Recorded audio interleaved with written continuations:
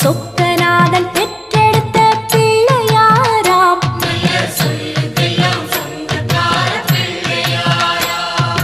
கைலாய மலைய விட்டு தெற்கே வந்தாராம்.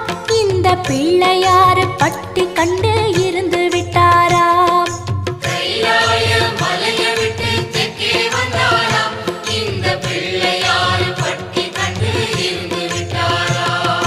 கணபதியார் வந்தாரம்மா, நம்ம உறவாக நின்னாரம்மா.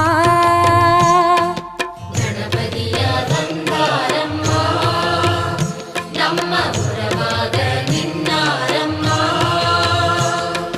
சொக்கநாதன்